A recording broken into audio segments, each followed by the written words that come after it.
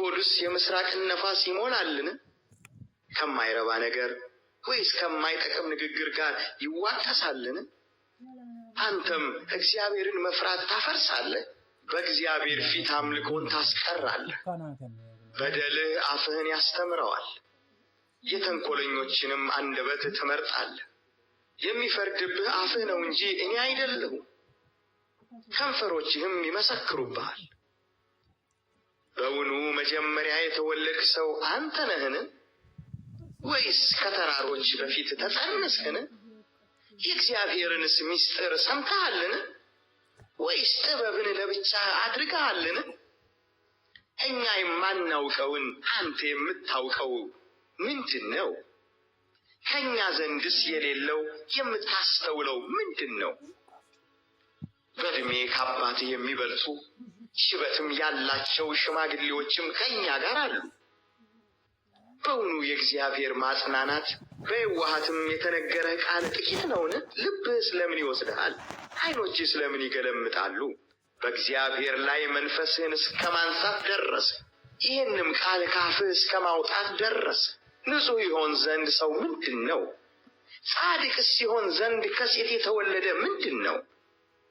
እነሆ በቅዱሳንስ እንኳ አይታመንም፣ ሰማያትም በፊቱ ንጹሐን አይደሉም። ይልቁንስ አስጸያፊና የረከሰ ኃጢአትንም እንደ ውሃ የሚጠጣ ሰው ምንኛ ያንስ። ምድሪቱ ለብቻቸው ተሰጥታ የነበረች በመካከላቸውም እንግዳ ያልገባባቸው ጠቢባን ከአባቶቻቸው ተቀብለው የተናገሩትን ያልሸሸጉትንም እገልጥልሃለሁ። ስማኝ፣ ያየሁትንም እነግርሃለሁ። ክፉ ሰው ዕድሜውን ሙሉ ለግፈኛ በተመደቡለት በዓመታት ሁሉ በሕመም ይጣጣራል። የሚያስደነግጥ ድምፅ በጆሮው ነው፣ በደህንነቱም ሳለ ቀማኛ ይመጣበታል። ከጨለማ ተመልሶ እንደሚወጣ አያምንም፣ ሰይፍም ይሸምቅበታል። ተቅበዝብዞም ወዴት አለ እያለ እንጀራን ይለምናል። የጨለማ ቀን እንደቀረበበት ያውቃል፣ መከራና ጭንቅ ያስፈራሩታል። ለሰልፍ እንደተዘጋጀ ንጉሥ ያሸንፉታል። እጁን በእግዚአብሔር ላይ ዘርግቷልና ሁሉንም በሚችል አምላክ ላይ ደፍሯልና በደንዳና አንገቱና በወፍራሙ በጋሻው ጉብጉብ እየተገገ ይመጣበታልና በስብም ፊቱን ከድኗልና ስቡንም በወገቡ ላይ አድርጓልና በተፈቱም ከተሞች ውስጥ ሰው በሌለባቸው ክምር ለመሆን በተመደቡ ቤቶች ውስጥ ተቀምጧልና ባለጠጋ አይሆንም፣ ሀብቱም አይጸናም። ጥላውንም በምድር ላይ አይጥልም፣ ከጨለማ አይወጣም። ነበልባሉም ቅርንጫፎቹን ያደርቃቸዋል፣ አበባዎቹም ይረግፋሉ። ዋጋው ከንቱ ነገር ይሆናልና ራሱን እያሳተ በከንቱ ነገር አይታመን።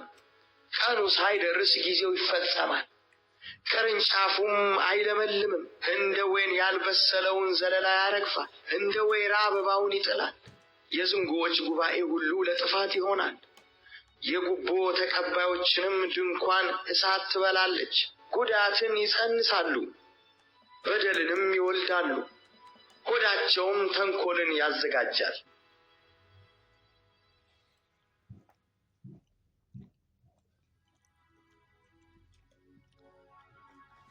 ምዕራፍ 16 ኢዮብም መለሰ እንዲህም አለ፣ እንደዚህ ያለ አይነት ነገር እጅግ ሰማሁ። እናንተ ሁላችሁ የምታደክሙ አጽናኞች ናችሁ። በውኑ ከንቱ ቃል ይፈጸማልን? ወይስ ትመልስ ዘንድ ያነሳሳህ ምንድን ነው? እኔ ደግሞ እንደናንተ እናገር ዘንድ ይቻለኝ ነበር። ነፍሳችሁ በነፍሴ ፋንታ ቢሆን ኖሮ እኔ በእናንተ ላይ ቃል ማሳካት ራሴንም በእናንተ ላይ መነቅነቅ በተቻለኝ ነበር። በአፌም ነገር ባበረታኋችሁ ነበር፣ የከንፈሬን ማጽናናት ባልከለከልኩም ነበር። እኔ ብናገር ሕማሜ አይቀንስም፣ ዝም ብል ከእኔ አይወገድም። አሁን ግን አድክሞኛል፣ ወገኔም ሁሉ አፍርሰሃል። መጨማተሬ ይመሰክርብኛል፣ ክሳቴም ተነስቶብኛል፣ በፊቴም ይመሰክርብኛል። በቁጣው ቀደደኝ፣ እርሱም ጠላኝ፣ ጥርሶቹንም አፋጨብኝ። ጠላቴ ዓይኑን አፈጠጠብኝ። እነርሱም አፋቸውን ከፈቱብኝ፣ እያላገጡ ጉንጬን ጠፈጠፉኝ፣ በአንድነትም ተሰበሰቡብኝ። እግዚአብሔር ለጠማማ ሰው አሳልፎ ሰጠኝ፣ በክፉዎችም እጅ ጣለኝ። ተዘልዬ ተቀምጬ ነበር፣ እርሱም ሰበረኝ። አንገቴንም ይዞ ቀጠቀጠኝ፣ እንደ ዓላማ አድርጎ አቆመኝ። ቀስተኞቹ ከበቡኝ፣ ኩላሊቴንም ቆራረጠ። እርሱም አራራም፣ ሐሞቴን በምድር ላይ አፈሰሰ። በቁስል ላይ ቁስል ጨመረብኝ፣ እንደ ኃያል እየሰገገ ይሮጥብኛል። በቁርበቴ ላይ ማቅ ሰፋው፣ ቀንዴንም በመሬት ላይ አኖር። ፊቴ ከልቅሶ የተነሳ ቀላ፣ የሞት ጥላ በዓይኖቼ ቆብ ላይ አለ። ነገር ግን በእጄ ዓመፅ የለም፣ ጸሎቴም ንጹሕ ነው። ምድር ሆይ ደሜን አትክደኝ፣ ለጩኸቴም ማረፊያ አይሁን።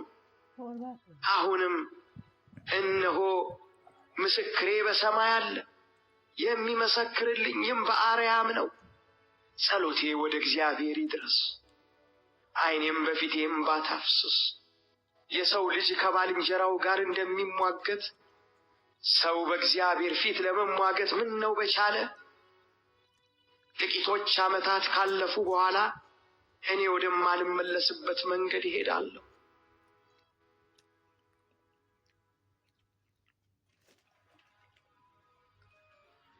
ምዕራፍ 17 መንፈሴ ደከመ፣ ዘመኔ አለቀ፣ መቃብርም ተዘጋጅቶልኛል። አላጋጮች በእኔ ዘንድ አሉ፣ ዓይኔም በማስቆጣታቸው አደረች። አሁንም አንተ መያዣ ሆነህ ተዋሰኝ። ከእኔ ጋር አጋና የሚመታ ማን ነው? ልባቸውም እንዳያስተውል ከልክለኸዋል። ስለዚህ ከፍ ከፍ አታደርጋቸው። ለብዝበዛ ባልንጀሮቹን አሳልፎ የሚሰጥ ሰው የልጆቹ ዓይን ይጨልማል። ለሕዝብ ምሳሌ አደረገኝ፣ በፊቱ ላይ ጺቅ እንደሚሉበት ሰው ሆኖ። ዓይኔም ከሐዘን የተነሳ ፈዘዘች፣ ብልቶቼ ሁሉ እንደ ጥላ ሆኑ። ቅኖች ሰዎች በዚያ ነገር ይደነቃሉ፣ ንጹሕም በዝንጉ ላይ ይበሳጫል። ጻድቅ ግን መንገዱን ያጠነክራል። እጁም ንጹሕ የሆነ ሰው ኃይልን እየጨመረ ይሄዳል። ነገር ግን እናንተ ሁሉ ተመልሳችሁ ወደ እኔ ኑ፣ በእናንተም ዘንድ ብልሃተኛ አላገኝም። ዕድሜ አለፈች፣ አሳቤና የልቤ መሳሪያ ተቈረጠ። ሌሊቱን ወደ ቀን ይለውጣሉ፣ ብርሃኑም ወደ ጨለማ የቀረበ ይመስላቸዋል። ተስፋ ባደርግ ሲኦል ቤቴ ናት፣ ምንጣፌንም በጨለማ ዘርግቻለሁ። መበስበስን አንተ አባቴ ነህ፣ ትልንም አንቺ እናቴ እህቴም ነሽ ብያለሁ። እንግዲህ ተስፋዬ ወዴት ነው? ተስፋዬንስ የሚያይ ማን ነው? አብረን በመሬት ውስጥ ስናርፍ ወደ ሲኦል ይወርዳል።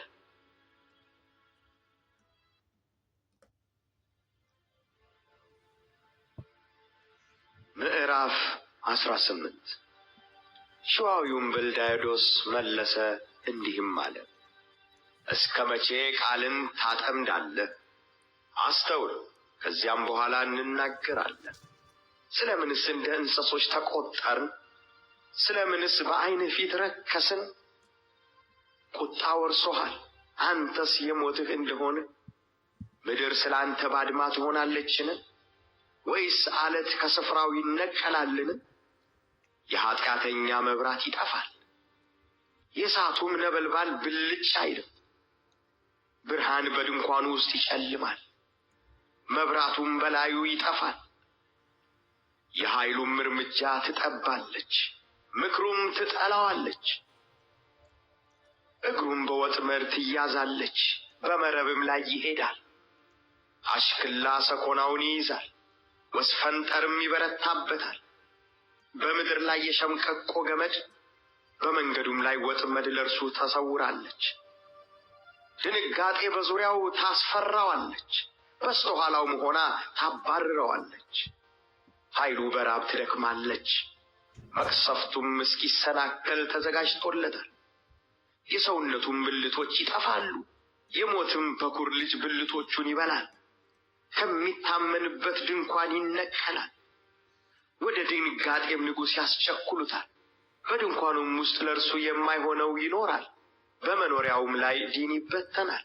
ስሩም ከበታቹ ይደርቃል፣ ጫፉም ከበላይ ይረግፋል። መታሰቢያው ከምድር ላይ ይጠፋል፣ በሜዳም ስም አይቀርለትም። ከብርሃን ወደ ጨለማ ያፈልሱታል፣ ከዓለምም ያሳድዱታል። ዘርም ትውልድም በሕዝብ መካከል አይሆንለትም። በመኖሪያውም ውስጥ የሚቀመጥ ሰው አይቀርለትም። የፊተኞች ሰዎች እንደደነገጡ እንዲሁ የኋለኞች ሰዎች ስለ ዘመኑ ይደነቃሉ። በእውነት የኃጢአተኞች ቤት እንዲሁ ናት። እግዚአብሔርንም የማያውቅ ሰው ስፍራ ይህ ነው።